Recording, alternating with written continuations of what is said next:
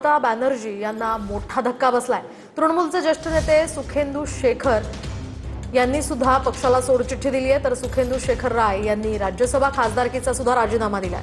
तसंच ममता बॅनर्जींना ईमेलद्वारे पक्षाचा राजीनामा पाठवला असल्याची माहिती आहे।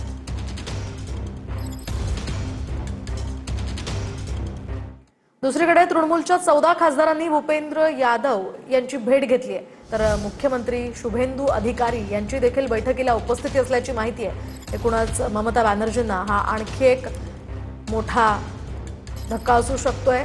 तृणमूलच्या 14 खासदारांनी भूपेंद्र यादवांची भेट घेतली आहे आणि या भेटीमध्ये पश्चिम बंगालचे मुख्यमंत्री शुभेंदू अधिकारी सुद्धा असल्याची माहिती आहे।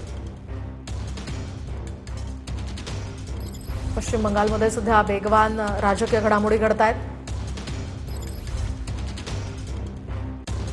तर या भेटीचा हा फोटो सध्या आपण पाहतोय। तृणमूलच्या 14 खासदारांनी भूपेंद्र यादव यांची भेट घेतलेली आहे, तर पश्चिम बंगालचे मुख्यमंत्री शुभेंदू यादव हे सुद्धा या ठिकाणी होते।